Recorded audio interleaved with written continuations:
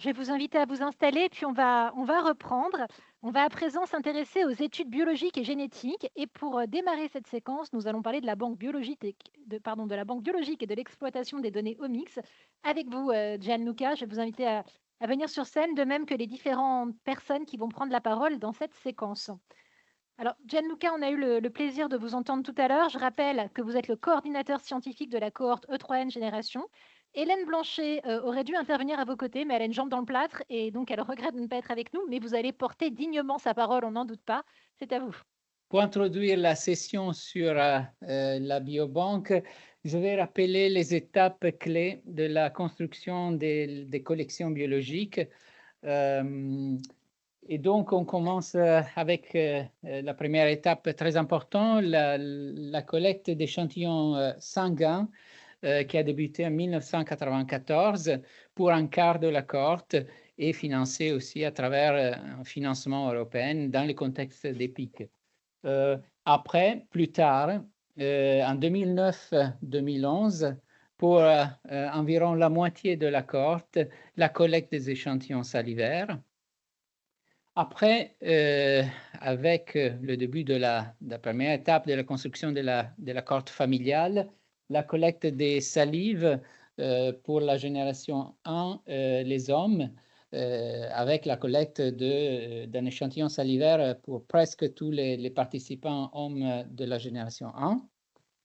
Après, le projet SAPRISERO sur le COVID-19, donc les premiers mois de la pandémie, où il y a eu une collecte de sang sur buvard, et je vais parler de ça après.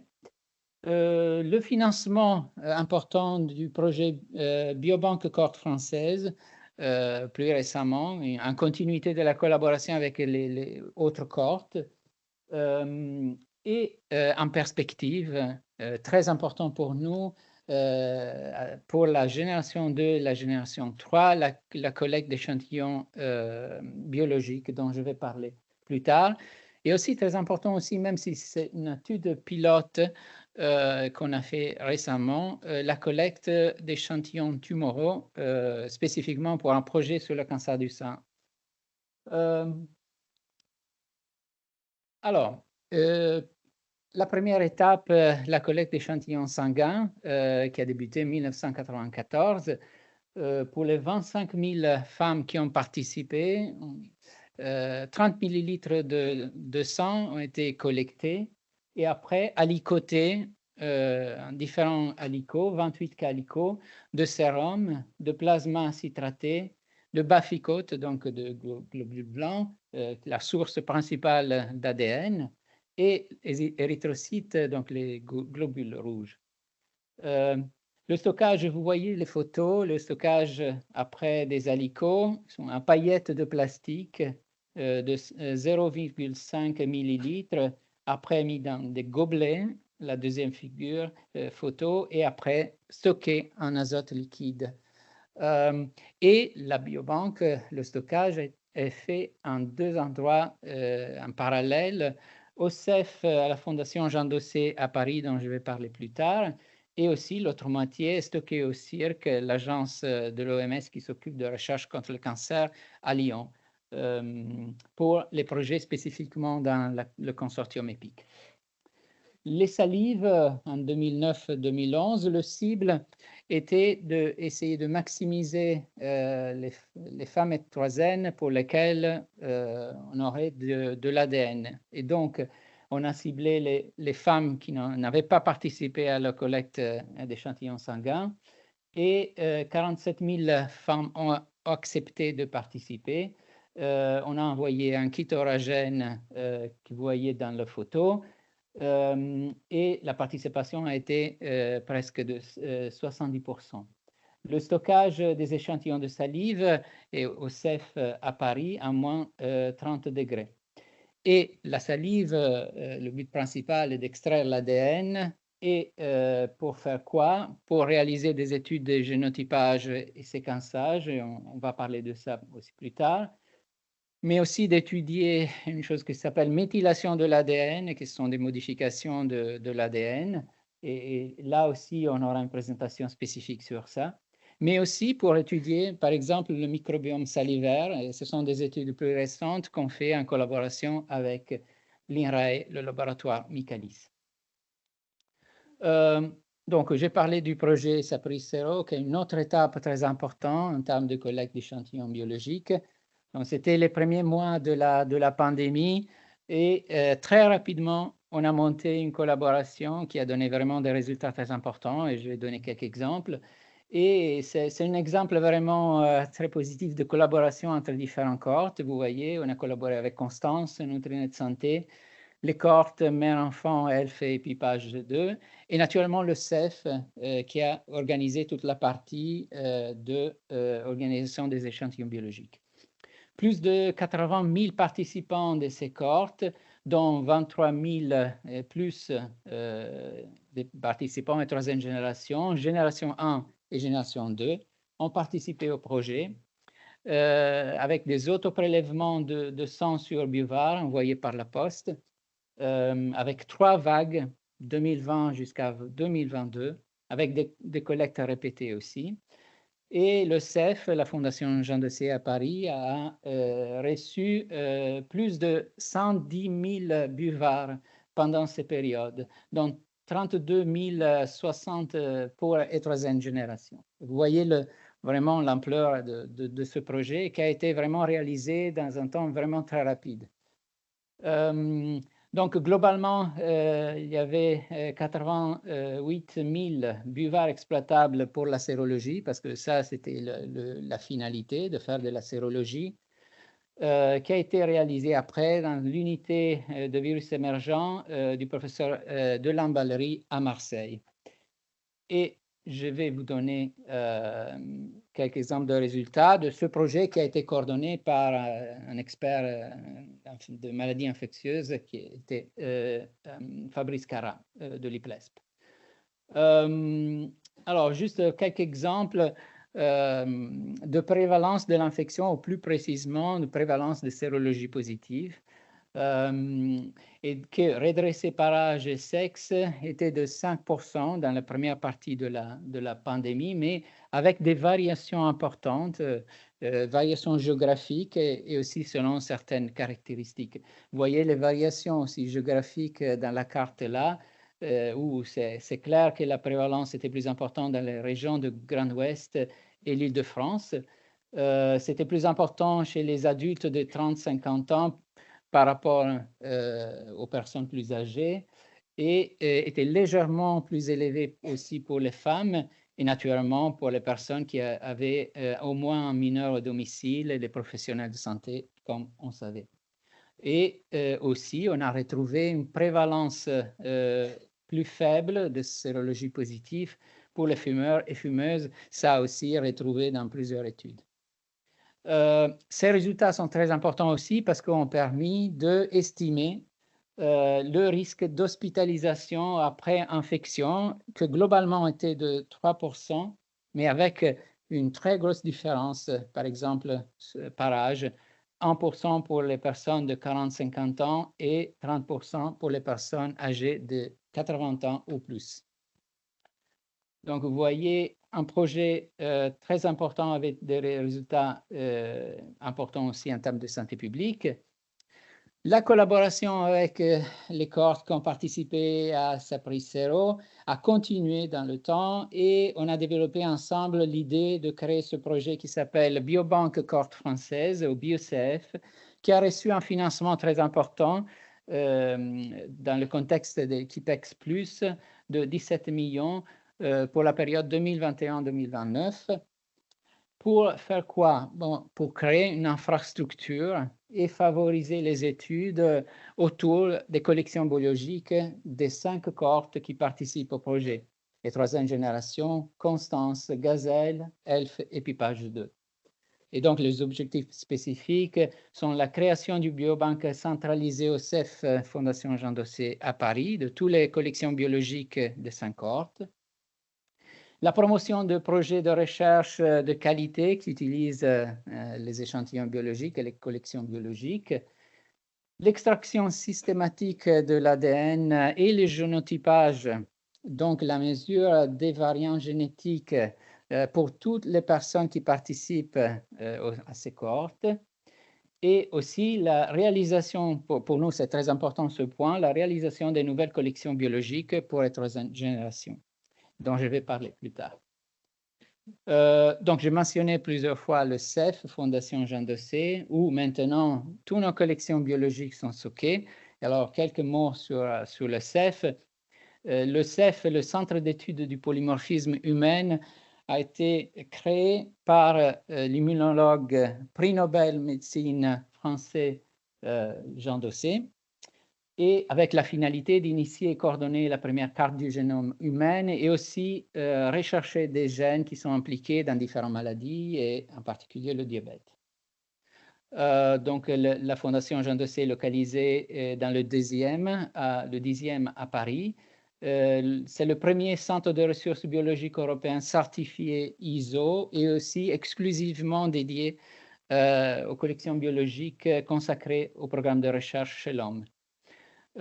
Et là, le financement du projet BioCEF a permis déjà pour notre cohorte de centraliser toutes les collections déjà au CEF, aménager les espaces du CEF, vous voyez la photo là, pour en fait accueillir, traiter, stocker et sortir plus de 1 million d'échantillons biologiques des 5 cohortes et aussi automatiser l'extraction de l'ADN, que c'est un travail vraiment très lourd. Mais avec les automates que vous voyez dans la photo qu'on a pu acheter avec le financement BioCEF, a été accéléré pour préparer aussi tout le travail qu'on va faire pour le génotypage dont j'ai parlé avant. Juste quelques exemples de pourquoi on collecte les échantillons biologiques. On va aussi voir les présentations d'après qui vont expliquer plus dans le détail. Mais bon, premièrement, l'ADN pour étudier la génomique constitutionnelle et donc regarder la variabilité génétique, la variabilité de la susceptibilité individuelle du point de vue génétique. Et donc créer des scores de risque polygénique pour chaque personne et voir si, par exemple, l'association avec certains facteurs, des expositions particulières, varie selon le profil génétique des personnes. Mais aussi, on va voir autre utilisation de l'ADN qu'on a collecté. Après, comme perspective, je parlais de la collecte des tumeurs. Là aussi, c'est important d'étudier l'ADN tumoral pour voir là les mutations et le profil mutationnel, ce qu'on appelle maintenant les signatures mutationnelles, et voir s'ils sont liés à certaines expositions spécifiques. Après, au-delà de la séquence de l'ADN et donc des variants génétiques et de la susceptibilité génétique, il y a aussi des aspects intéressants, par exemple, de modification de l'ADN qui sont appelées la méthylation de l'ADN, et on va entendre la présentation de Jeffka Dragic plus tard sur ça. Et là, l'opportunité d'identifier des marqueurs de méthylation qui sont liés à des expositions ou plutôt à des risques de maladies comme le cancer du sein. Et naturellement, maintenant, avec le développement de la technologie, il y a la possibilité d'étudier d'autres technologies omiques, on les appelle, comme la métabolomique et l'étude des métabolites qui sont liés au mode de vie, en particulier l'alimentation ou l'exposition à certaines substances exogènes, certains contaminants par exemple. Et après, en perspective, on est en train de planifier aussi des études de protéomique, et ça veut dire aller regarder les protéines directement et surtout avec le but d'identifier des biomarqueurs de risque ou détection précoce. Alors là, je fais une synthèse avec une sélection des articles un peu clés qui utilisent et ont utilisé les échantillons biologiques. Le premier article dans EPIC qui a utilisé les échantillons biologiques dans le consortium EPIC, un article qui a montré un risque augmenté de cancer du poumon chez les non-fumeurs lié à la présence d'adduits de l'ADN. Là, c'est encore une fois une autre méthodologie qu'on peut utiliser en regardant l'ADN. Ce sont des molécules qui s'attachent à l'ADN. Dans ce cas, des molécules qui sont liées plutôt à des expositions aux polluants atmosphériques. Et c'était un résultat très intéressant et le premier dans EPIC. Après, Le premier étude dont je vais parler plus tard, dans E3N, centré sur l'étude sur des taux sanguins des acides gras et risque de cancer du sang. Un article important publié dans BMJ, dans EPIC, qui montre la relation entre certains biomarqueurs de la consommation liés à la consommation de fruits et légumes et le risque de diabète dans ce cas. Le premier étude dans E3N sur les taux de certains polluants, dans ce cas le PFAS et risque de cancer du sang. Le premier étude sur les signatures métabolomiques et risque de cancer du sang dans la cohorte E3N. Et aussi, récemment, les premières études sur la méthylation de l'ADN, dont aussi Zevka va nous parler après. Et alors, j'ai choisi le premier article publié dans E3N qui a utilisé la collection biologique d'échantillons sanguins. Et c'était une étude cas témoins nichés dans E3N sur le cancer du sang. Ça veut dire que les cas, 363 cas de cancer du sang identifiés dans la cohorte et 702 témoins, donc le groupe de comparaison, ont été étudiés. Et en regardant dans les échantillons de sang, spécifiquement le sérum, en utilisant la chromatographie en phase gazeuse, ils ont mesuré les niveaux d'une quarantaine d'acides gras. Et les résultats ont montré un taux élevé d'acides gras trans et associé à un risque de développer un cancer du sang. L'intérêt de ces résultats est le fait que est lié un peu à ce qu'on a entendu avant sur les aliments ultra transformés, parce que les acides gras trans sont liés à la consommation de produits alimentaires manufacturés d'origine industrielle. Et la chose intéressante aussi est que ces résultats ont été confirmés après, beaucoup plus récemment, dans EPIC, avec aussi l'observation que cette association avec les acides gras trans est limitée au cancer du sang triple négatif. Et juste pour conclure, les perspectives, les nouvelles collections biologiques qu'on va lancer à partir de 2026, avec deux typologies aussi de collections biologiques, de types d'échantillons biologiques différents, en particulier les ongles et les cheveux. Et on a un intérêt spécifique sur ça pour étudier l'exposition à des polluants et aussi la collecte de sels pour étudier le microbiome intestinal et le rôle du microbiome dans différentes maladies. Et naturellement, la tumorothèque de la cohorte dont j'ai parlé avant. Et juste pour remercier naturellement l'équipe biobanque de la cohorte et tout le pôle opérationnel, et aussi du côté du CEF, toute l'équipe du CRB du CEF et le directeur Jean-François Deleuze et Hélène Blanchet qui n'a pas pu être aujourd'hui ici. Merci. Merci. Merci beaucoup, Janica. On accueille à présent Thérèse Truong. Bonjour Thérèse. Vous êtes épidémiologiste et vous allez nous parler, quant à vous, de l'apport des données génétiques en épidémiologie. Alors, quels sont les résultats que vous avez obtenus sur le cancer de la thyroïde?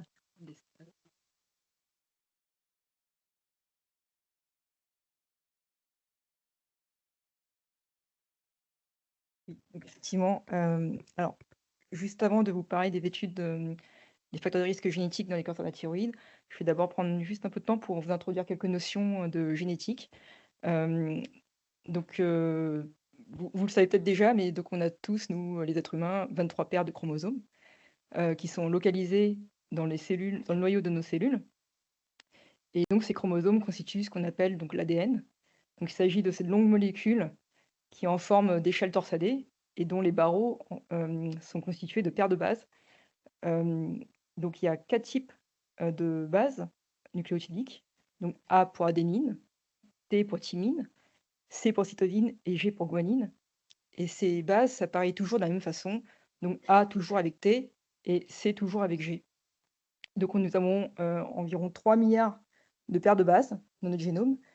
Et cet enchaînement donc, de lettres constitue ce qu'on appelle le code génétique. Et certaines parties de ce génome, certains segments qu'on appelle des gènes, contiennent des instructions pour fabriquer une protéine ou pour réguler d'autres gènes. Et on estime qu'il y a environ 2% de régions codantes dans le génome et 20 000 à 25 000 gènes. Donc si, on compare le génome des êtres humains, on a, plus de 99,8 de notre génome qui sont, similaires et donc sur 3 milliards de bases, il y a environ 5 à 6 millions de différences et la majorité de ces différences, elles sont, c'est des modifications d'une seule paire de bases qu'on appelle, SNP ou SNP pour Single Nucleotide Polymorphism. Donc par exemple ici, donc, sur l'individu du haut, on a un T pour ce SNP, alors que dans l'individu du bas, un G. Donc on dit qu'il y a 2 types d'allèles possibles, T ou G, ou par complémentarité, on peut aussi dire que c'est A et C. Donc comme les chromosomes viennent par paire, on a une combinaison pour ce SNP de 2 allèles qu'on appelle des génotypes. Et donc ici, dans cette petite population, dans cet exemple, on peut avoir donc, le génotype TT, TG ou GG. Et si maintenant on s'intéresse à la fréquence de l'allèle T, dans cette petite population, on a 4 fois l'occurrence T, sur 10 allèles possibles et donc on dit que la fréquence allélique, de T est de 40 Alors, pourquoi on s'intéresse à ces fréquences alléliques? Donc à partir de ces fréquences alléliques, en fait, on peut, pour ces 6 millions de SNP, on peut, étudier l'apparentement entre 2 individus ou, ce qui nous intéresse ici, donc la prédisposition à des maladies.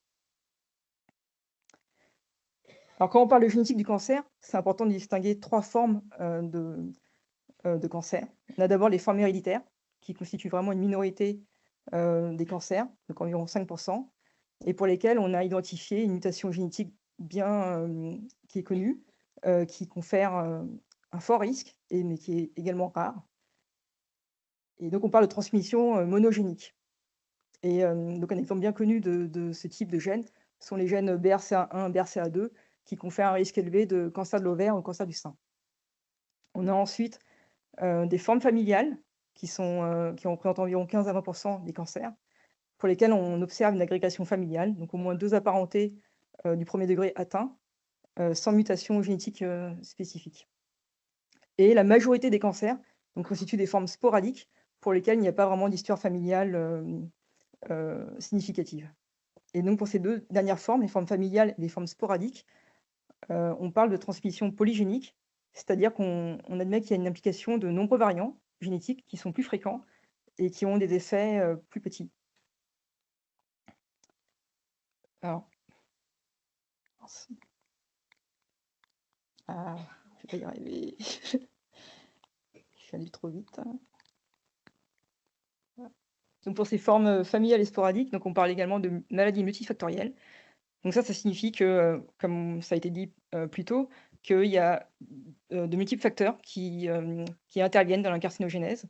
Donc, avec en général un rôle majeur de l'environnement externe et du mode de vie et également, des facteurs de risque génétiques donc.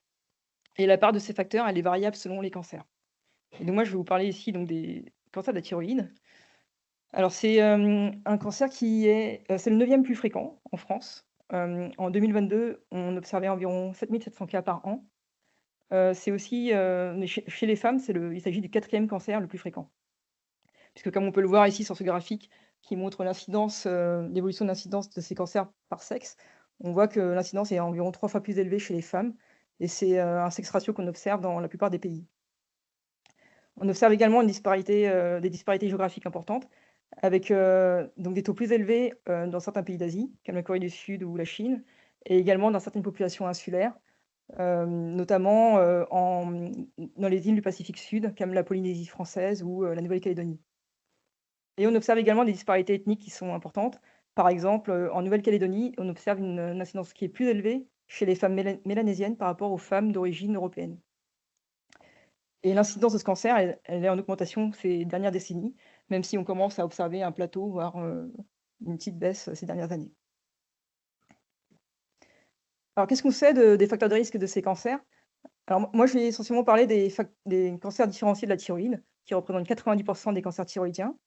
Et pour ces cancers, les disparités géographiques que l'on observe et l'évolution temporelle de l'incidence, elle est, attribuable, en partie, voire beaucoup à l'évolution des pratiques de dépistage qui permettent maintenant de dépister des cancers de plus en plus petits, et de manière plus précoce.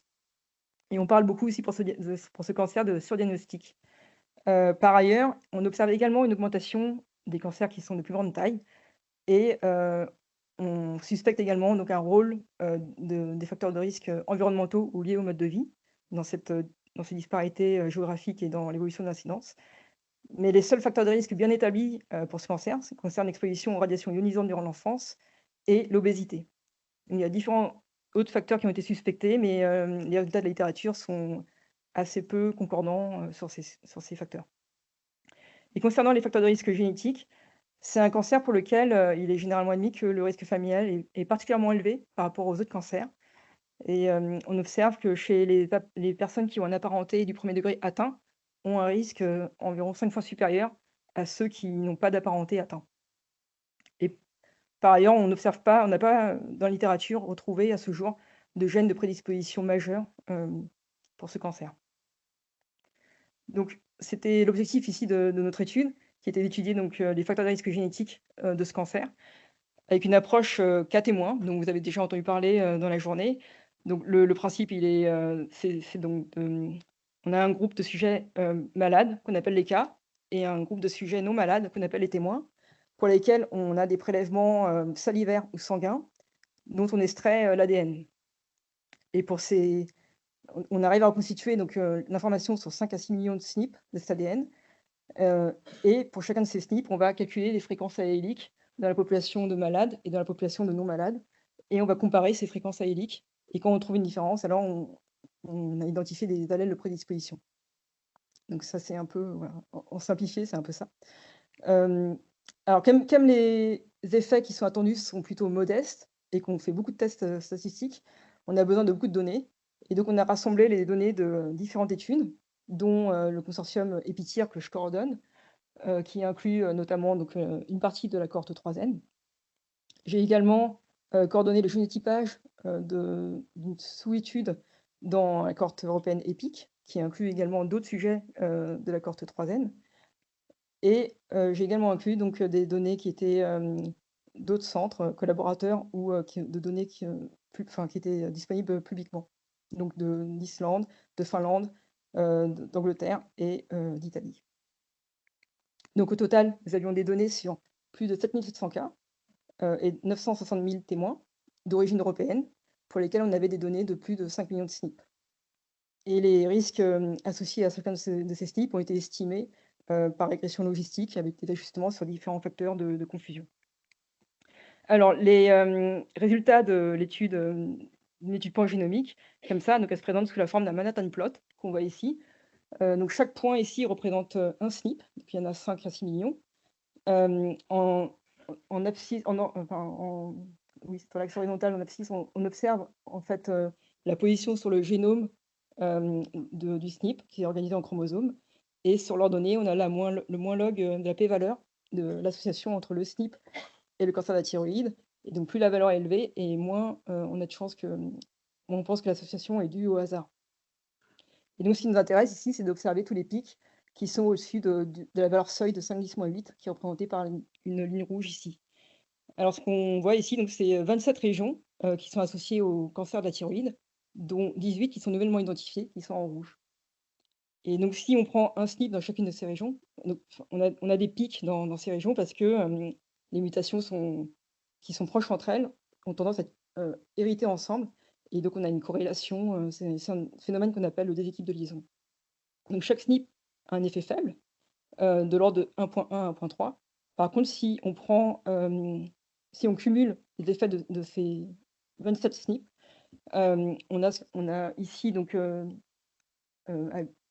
votre gauche, la distribution du nombre d'allèles à risque de la population de malades et de non malades. Et ce qu'on voit, c'est qu'on a un décalage, de la distribution vers la droite chez les malades, ce qui montre qu'en fait, ils ont plus d'allèles à risque que la population non malade. Et si on regarde le risque estimé pour chacune de ces classes, d'allèles à risque, on observe donc une augmentation du risque avec le nombre d'allèles à risque, qui si on compare en fait les 2 classes extrêmes, on a un rapport de quasiment 25. Par contre, si on compare, donc les personnes qui ont le plus d'allèles à risque à la moyenne, d'allèles à risque dans la population générale, on a un risque multiplié par 5. Donc ce qui est déjà un risque, assez important. Donc les perspectives ici, donc c'est de creuser un petit peu donc ce risque cumulé. Là, j'ai fait l'hypothèse que chaque allèle avait le même risque, ce qui n'est pas vrai. Donc en fait, ce qu'on va faire, c'est on va essayer de pondérer ces allèles en fonction de leur importance pour constituer ce qu'on appelle un score de risque polygénique, qui est donc un outil qui est déjà utilisé pour d'autres cancers, comme le cancer du sein, et qui permet d'identifier les personnes à risque pour adapter leur suivi. On va également essayer, on a commencé à essayer de comprendre les mécanismes moléculaires qui sont à l'origine de la maladie, en identifiant par exemple les gènes dont l'expression sont affectés par les SNP qui sont identifiés dans chacune de ces régions. Et on voit donc déjà une surreprésentation de ces gènes dans certaines voies biologiques comme la réponse immunitaire ou alors la réponse à l'insuline ou la régulation du glucose. Et on va également essayer d'identifier de potentiels nouveaux biomarqueurs pour le diagnostic précoce, c'est-à-dire en identifiant des protéines dont le niveau sanguin prédit pourrait être affecté par les SNP qu'on a retrouvés. Voilà, donc je vais juste terminer par remercier l'équipe qui a travaillé, les personnes qui ont travaillé avec moi sur ces données, et en particulier Sioun Park, qui est doctorant et qui effectue sa thèse sous ma supervision sur ce sujet. Je voudrais également remercier les différents collaborateurs et bien évidemment donc, les participants des études sans lesquels ces analyses ne seraient pas possibles. Voilà, c'est terminé.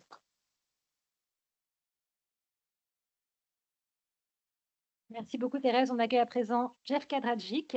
Bonjour. Vous allez nous parler de la méthylation de l'ADN et du lien avec le cancer du sein.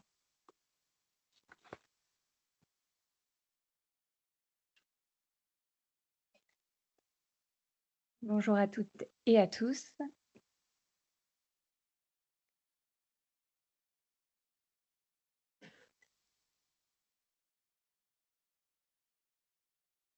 Désolée. Ça marche?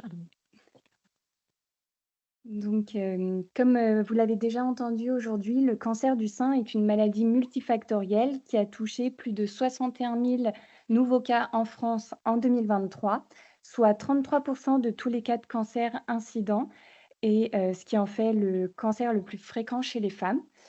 Et il est également la principale cause de décès par cancer chez les femmes, avec 12 600 décès attribuables en 2021, soit 18% de tous les décès par cancer. Donc, plusieurs facteurs de risque du cancer du sein ont déjà été identifiés. Certains sont non modifiables, tels que l'âge, et d'autres sont modifiables, tels que la consommation d'alcool, par exemple.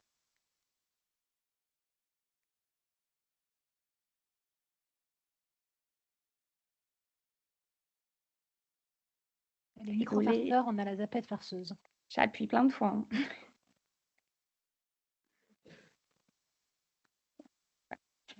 La recherche sur la relation entre le cancer du sein et les facteurs de risque modifiables au niveau épigénétique est une potentielle source de découverte.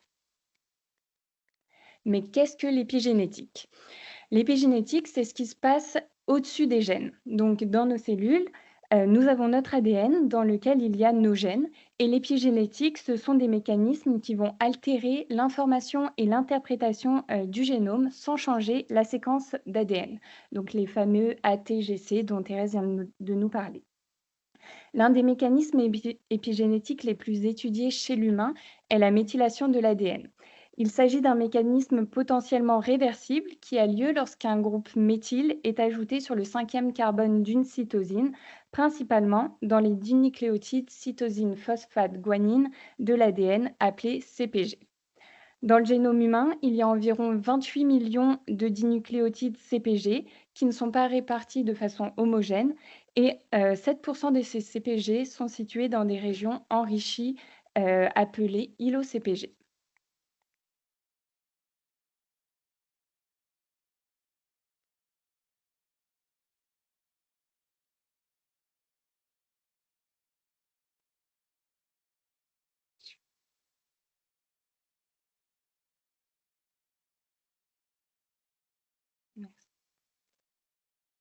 Donc, la méthylation de l'ADN contrôle l'expression des gènes. La non-méthylation de l'ADN, représentée ici par les cercles blancs, au niveau des promoteurs, entraîne l'activation des gènes à proximité, tandis que la méthylation de l'ADN au niveau des promoteurs, représentée par les cercles gris, entraîne la répression des gènes. Donc, pour une description plus simplifiée et imagée, la méthylation de l'ADN, c'est ce mécanisme où une molécule va venir se fixer sur l'ADN pour empêcher le bon fonctionnement des gènes. Donc, vous pouvez voir cette molécule comme un obstacle. Il y a la molécule sur l'ADN, le gène ne fonctionne pas, mais si elle n'est pas là, le gène fonctionne. Donc, dans les cellules cancéreuses, on observe une hypométhylation globale du génome accompagnée par une hyperméthylation des îlots CPG qui inactivent les gènes suppresseurs de tumeurs. La méthylation de l'ADN, elle est influencée par la localisation sur le génome, le sexe, l'âge et l'ethnicité et est modifiée par les facteurs de vie tels que la consommation d'alcool et les expositions environnementales.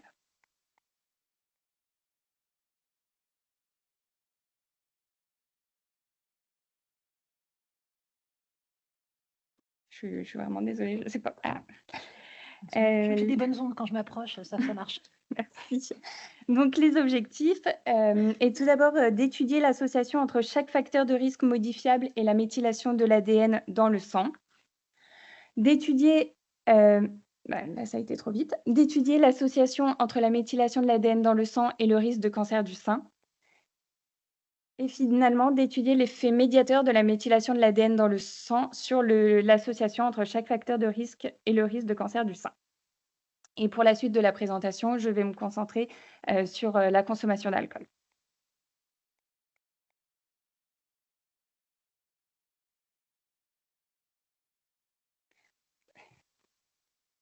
Merci. Donc, dans la littérature, 11 études ont étudié l'association entre la consommation d'alcool et la méthylation de l'ADN. Elles ont identifié entre 0 et 5458 sites CPG associés à l'alcool, dont 15 qui ont été identifiés dans au moins 4 études. Donc, cela montre quand même une grande hétérogénéité dans les résultats. Ensuite, 20 études ont étudié l'association entre la méthylation de l'ADN et le risque de cancer du sein.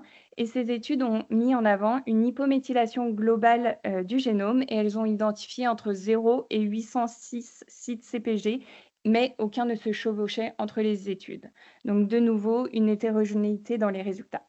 Et finalement, une seule étude s'est intéressée à l'effet médiateur de la méthylation de l'ADN au niveau de gènes spécifiques sur l'association entre les facteurs de risque, obésité, alcool et tabac, et le risque de cancer du sein, et aucun effet médiateur n'a été mis en avant. Donc, pour notre étude, nous avons utilisé une étude cas cohorte de 1760 femmes, 1059 cas de cancer du sein incidents à la collecte de sang, et une sous-cohorte de 734 femmes, dont 33 cas de cancer du sein. La consommation totale d'alcool dans l'année précédente en grammes par jour a été collectée à l'aide d'un questionnaire en 1993.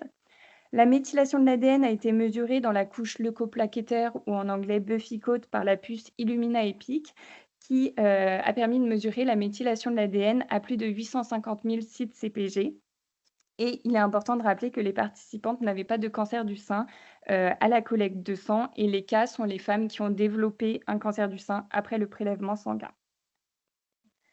Donc, nous avons réalisé une étude d'association à l'échelle de l'épigénome entier, en anglais EWAS, et nous avons identifié 13 101 sites CPG différentiellement méthylés entre les participantes consommant plus de 20 grammes d'alcool par jour par rapport aux non-consommatrices.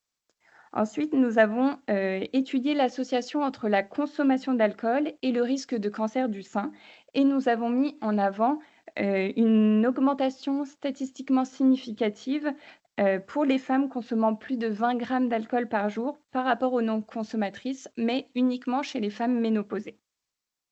Puis, nous avons regardé les associations entre les sites CPG associés à la consommation d'alcool et le risque de cancer du sein. Et nous avons identifié que parmi la sélection de CPG, 3522 sites CPG étaient également associés au risque de cancer du sein. Et finalement, à partir de ces résultats, nous sommes en train de réaliser des analyses de médiation dans le but de comprendre le mécanisme biologique par lequel la consommation d'alcool augmente le risque de cancer du sein. Donc, nous, notre question d'intérêt, c'est de savoir si l'effet de la consommation d'alcool sur le risque de cancer du sein se produit par un chemin intermédiaire passant par la méthylation de l'ADN. Donc, on cherche à décomposer l'effet total de la consommation d'alcool sur le risque de cancer du sein en un effet indirect via la méthylation de l'ADN et en un effet direct ne passant pas par la méthylation de l'ADN.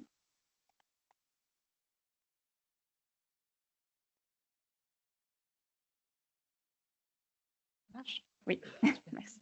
Et donc, les analyses, elles sont encore en cours, mais je voulais vous montrer un exemple. Donc, ici, pour le site CPG situé sur le chromosome 1 dans le promoteur du gène LRRC8D, nous avons obtenu un effet direct naturel estimé de 5 points de pourcentage et un effet indirect naturel de 0,8 points de pourcentage, suggérant qu'une partie de l'effet délétère de la consommation excessive d'alcool sur le risque de cancer du sein passe par des changements de la méthylation de l'ADN au niveau de ce site. Donc, en d'autres mots, la consommation d'alcool diminue la méthylation de l'ADN au niveau de ce site et une diminution de la méthylation de l'ADN est associée à un risque de cancer plus élevé. Et donc, pour les perspectives, nous souhaitons poursuivre les analyses de médiation en haute dimension, c'est-à-dire en intégrant plusieurs médiateurs, plusieurs sites CPG en même temps. Nous souhaitons réaliser une IWAS sur le risque de cancer du sein et étudier d'autres facteurs de risque modifiables tels que l'obésité et le tabagisme. Et je vous remercie pour votre attention et désolée pour tous les problèmes de zap.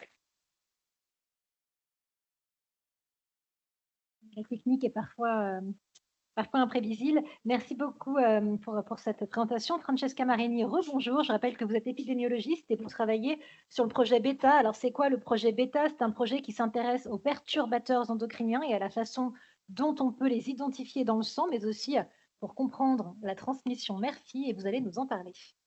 Oui, bonjour.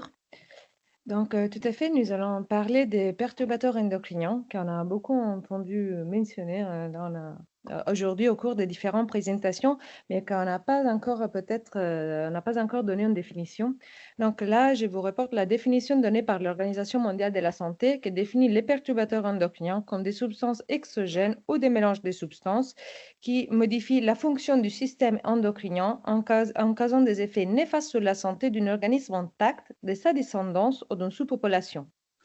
Donc, les modes d'action avec lesquels les perturbateurs endocriniens peuvent en fait perturber les systèmes endocriniens sont différents. Et ici, vous pouvez voir un petit schéma qui les résume.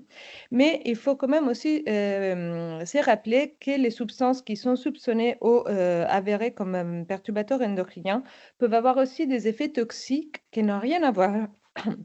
Rien à voir avec les systèmes endocriniens, comme par exemple, ils peuvent avoir des effets épigénétiques. Et en particulier, et voilà, on a les mêmes soucis ici. Et en particulier, moi, je me suis intéressée aux PFAS, qui sont des substances que probablement vous avez entendu parler de ça dans les médias récemment, et sont des substances qui sont soupçonnées d'agir comme des perturbateurs endocriniens. Mais ces substances ont eu un énorme succès d'un point de vue industriel parce que après leur invention et leur mise sur le marché à partir des années 30, ils ont été utilisés dans beaucoup de produits extrêmement différents. Et ça, c'est surtout en raison de leurs caractéristiques parce que ces substances sont extrêmement résistantes aux chaleurs et au temps, donc dans les temps. Et en plus, ils sont imperméables d'une fois à l'eau et à l'huile, donc aux graisses. Et vous pouvez voir ici des exemples de produits dans lesquels vous pouvez retrouver des PFAS. Par contre, et pour vous donner aussi une idée de la quantité de PFAS qu'on peut retrouver sur les marchés, en 2020 est estimé que les PFAS introduits sur les marchés européens étaient entre 140 000 et 310 000 tonnes au total. Et en Europe, il y a probablement plus de 100 000 sites industriels émetteurs de PFAS. Par contre, quand on parle des PFAS, on est en train de parler d'un groupe qui est extrêmement vaste, a beaucoup de composants à l'interne, et en fait, on n'est pas complètement conscient de combien de PFAS sont utilisés par les industries. Et à l'état actuel, l'OECD a enregistré presque 100 000 PFAS différents, mais probablement il y a beaucoup plus qui sont utilisés sur les marchés.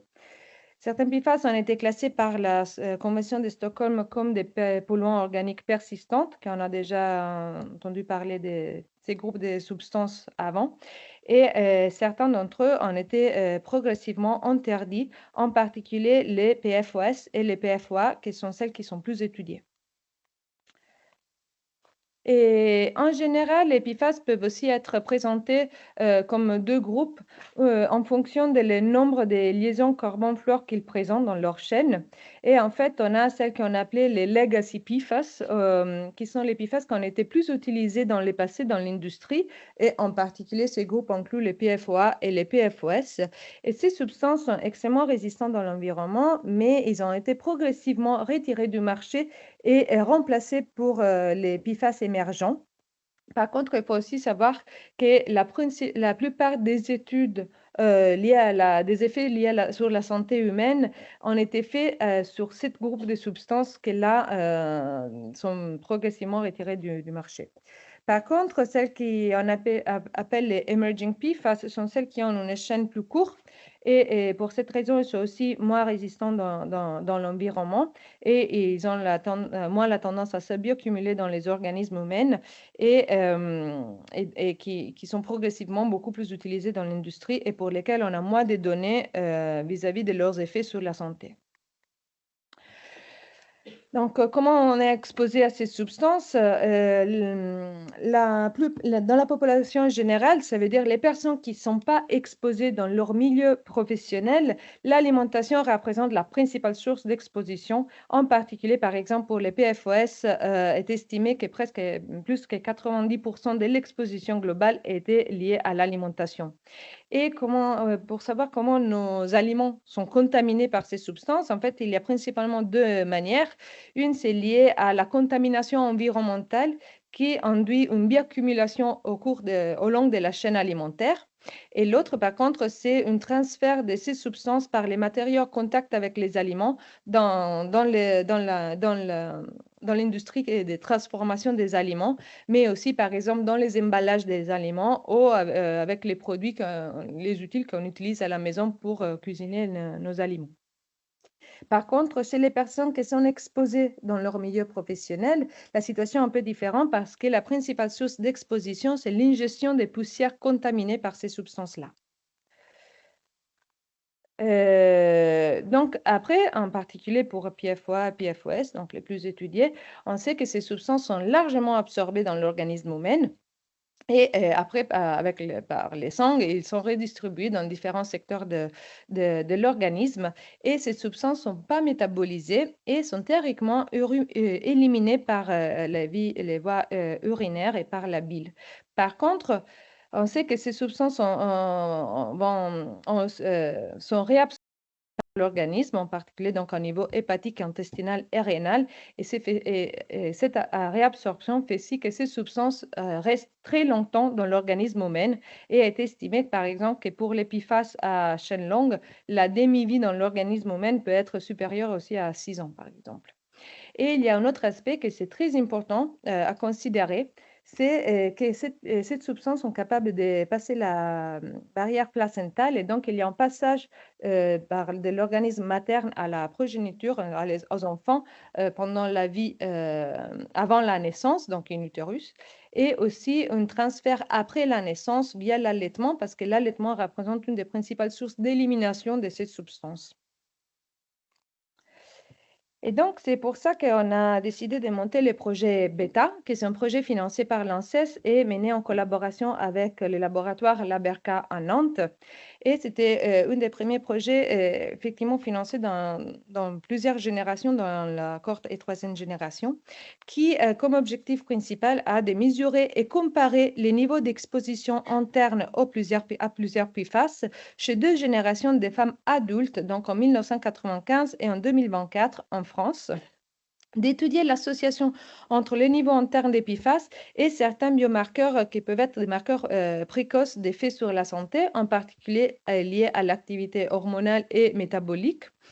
et estimer la corrélation en particulier entre le taux sérique de la mère et celui de la fille, et aussi l'association entre le taux sérique de la mère et le biomarqueur d'effet de la fille, et finalement aussi estimer la fraction d'exposition attribuable à différentes sources d'exposition, en particulier différents composants de l'alimentation, ainsi que l'impact de plusieurs caractéristiques individuelles qui peuvent faire varier les niveaux en termes d'épiphases.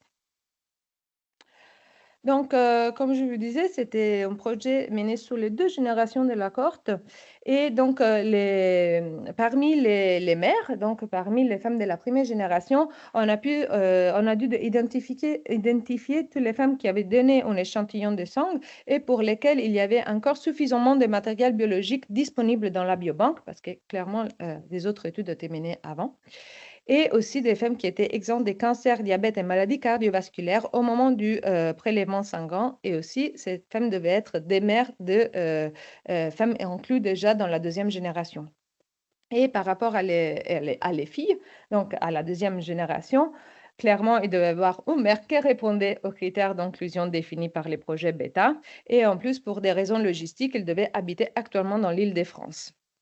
Et ça, donc en février, quand on a lancé les prélèvements sanguins dans la 2e génération, on a identifié 852 femmes de la 2e génération qui étaient éligibles. Donc, on vient de terminer les prélèvements de sang de la 2e génération. On a pu finalement inclure 263 filles et 250 mères, parce qu'à savoir qu'il y a des fratries parmi les filles. Et donc, on a mesuré des biomarqueurs d'effet. Vous voyez la liste ici, sont principalement des marqueurs métaboliques. Et là, les laboratoires Laberca sont en train de mesurer 16 PFAS différents que nous allons étudier. Donc, j'espère de vous pouvoir présenter bientôt les résultats de ces projets. De toute manière, les résultats que nous attendons devront contribuer à décrire l'évolution de l'exposition au PFAS sur environ 30 ans en France, et donc aussi donner un aperçu de quel est l'impact des différentes limitations et la réglementation qui est mise en acte sur effectivement les niveaux d'exposition de la population générale. Étudier les effets des PFAS sur plusieurs générations dans une population humaine, que ce n'est pas facile, en particulier en considérant une population adulte. Détecter des changements précoces potentiellement induits par les PFAS et donc identifier des voies biologiques potentielles par lesquelles les PFAS peuvent affecter l'organisme humain et finalement mettre en évidence l'impact des multiples variables et caractéristiques individuelles sur le niveau interne des PFAS. Merci pour votre attention.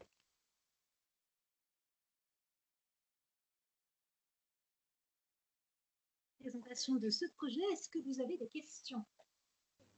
J'avais une question, du coup, concernant les méthylations. On sait que certaines méthylations sont transmissibles d'une génération, voire 2 méthylations, notamment quand c'est du stress. Ça a été montré sur des différents modèles animaux. Je voulais savoir, concernant l'hypométhylation, si vous comptiez regarder sur la génération 1, voire 2, et voir si c'était également transmissible pour faire de la prévision concernant le cancer.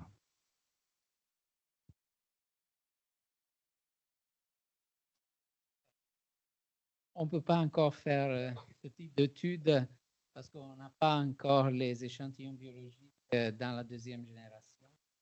Mais naturellement, l'intérêt de ça, parce qu'on sait, maintenant, c'est encore basé sur pas beaucoup d'études en fait humaines, mais il y a des modèles animaux qui montrent une transmission entre les générations qui n'est pas une transmission génétique, mais épigénétique à travers la méthylation. C'est ça notre intérêt, effectivement, et l'étude familiale est vraiment aussi un des objectifs, c'est exactement ça. Est-ce qu'il y a d'autres questions dans l'Assemblée? Alors, il y a une question apparemment qui nous est posée en ligne par une personne qui nous suit à distance. Oui, je pense que c'était une question sur la biobanque, donc peut-être pour Gianluca. La personne demandait, je pense que c'est un participant, comment sont choisis les membres de la cohorte pour le prélèvement des échantillons et peut-on se porter volontaire? On peut, on a rappeler un peu l'histoire. Ah oui, merci. Ça dépend de la vague. Donc, on a vu déjà la première vague d'échantillons sanguins collectés. Là, c'était question, je pense, surtout logistique. Ça, c'était la première vague. Et on n'avait pas la possibilité de faire la collecte plus large que ça. Là, la deuxième étape, les échantillons salivaires, le cible était de maximiser les participantes de la cohorte 3N avec un échantillon d'ADN. Et donc, les salives, on a invité les personnes pour lesquelles on n'avait pas l'échantillon sanguin au début. Après, les autres, Sapri-Serros, ça a été vraiment une initiative de volontaires qui ont accepté de faire une étude dans un délai vraiment très court. Et là, on n'avait pas la possibilité de contacter, de faire des questionnaires papier. C'était des questionnaires en ligne. Donc, les personnes qui ne pouvaient pas vraiment participer en ligne n'ont pas pu participer à cause du fait qu'on devait réagir vraiment très rapidement parce que la question de recherche était liée à la pandémie qui évoluait très rapidement. Après, pour les nouvelles générations, G2 et G3, on veut maximiser le plus possible le nombre de participants qui vont donner un échantillon biologique. Donc là, vraiment, on est en train de planifier cette collecte et on va essayer de le planifier pour maximiser la participation. Et là, on a choisi vraiment de faire le plus possible avec un envoi par la poste d'échantillons biologiques, par exemple les kits salive, les buvards pour collecter des gouttes de sang. Et là, c'est important de souligner qu'avec les gouttes de sang sur buvard, on peut faire plusieurs études, pas seulement la sérologie SARS-CoV-2 ou d'autres choses, mais on peut faire de la méthylation avec les gouttes de sang sur buvard, on peut faire aussi de la métabolomique. Donc, on va essayer de maximiser l'utilité des échantillons biologiques qu'on va faire. Merci beaucoup. Est-ce qu'il y a d'autres questions parmi vous? Oui. Oui, je voulais juste compléter par le fait que pour les hommes de la génération 1, il y a eu aussi le recueil et l'envoi systématique d'un kit de prélèvement salivaire à l'inclusion. Merci à Pascal pour cette précision. Je me tourne vers Camille pour voir si on a le temps pour la synthèse qui n'est pas si synthétique, sachant qu'on a quand même pris un léger retard, ou si on enchaîne avec la conclusion. On va peut-être enchaîner avec la conclusion pour pas vous garder otage jusqu'à des heures indues, d'autant qu'effectivement, c'était très dense, l'agenda était ambitieux. Merci en tout cas à tous les quatre d'être intervenus.